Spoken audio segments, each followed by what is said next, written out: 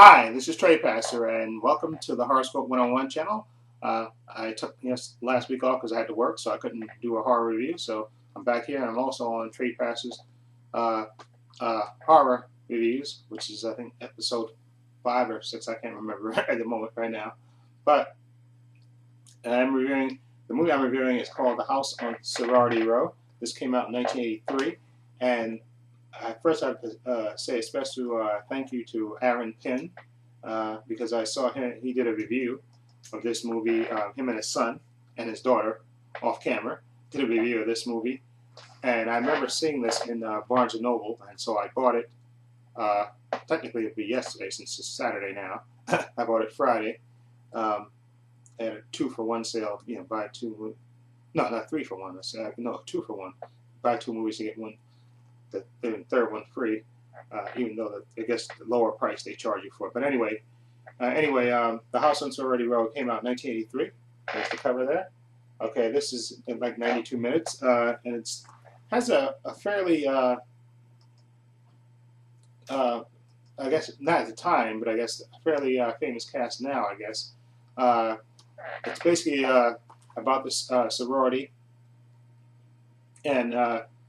It's graduation, and all the girls are graduating, and they're supposed to go away.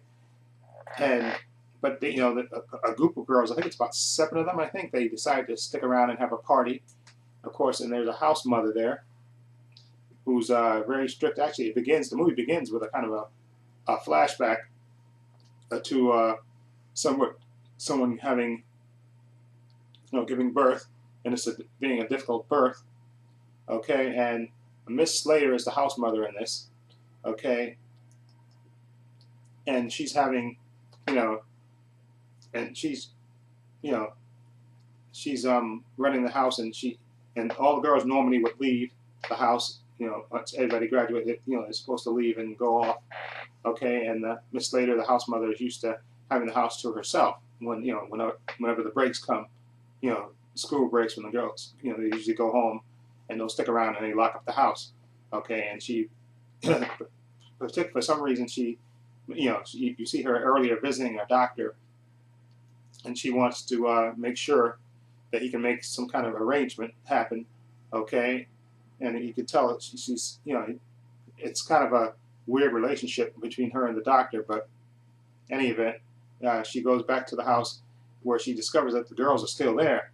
And they're drinking, which of course and then she tells him, I want you out of the house the next day, okay, okay. And then of course he finds out later that one of the head girls, played by Eileen Davison, who's best known, I guess, as Ashley Abbott on The Young and the Restless.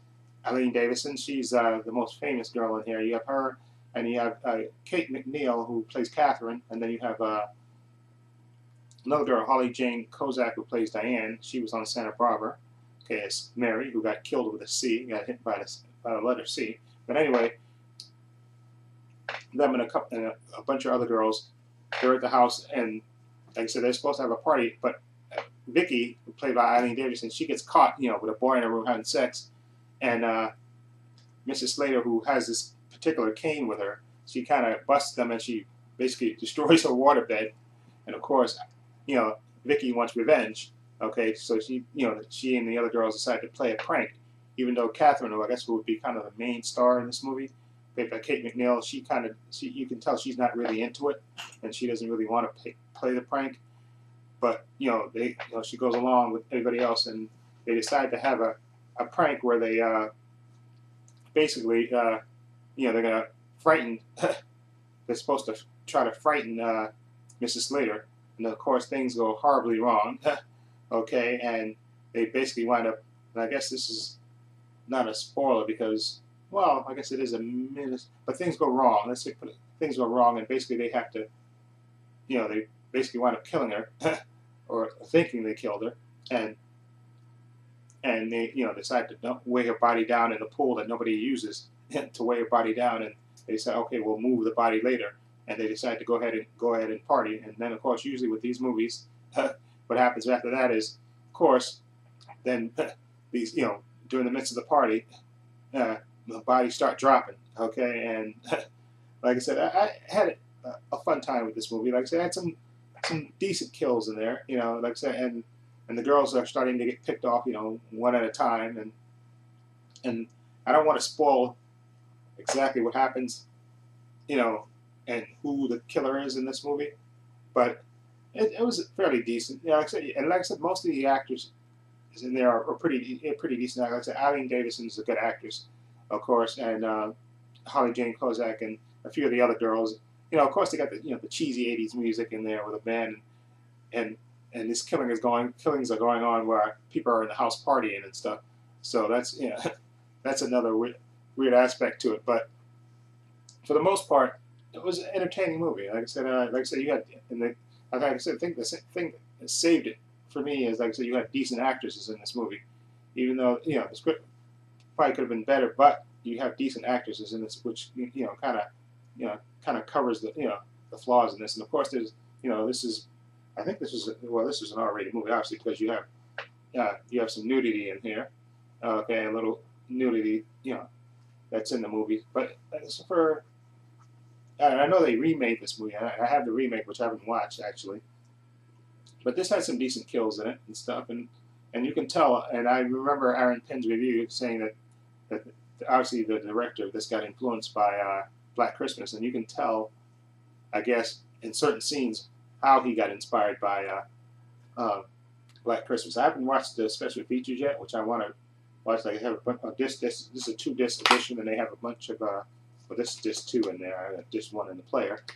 They have a bunch of interviews, on-camera interviews with the some of the stars, the director, composer, and the producer. So I like to see that.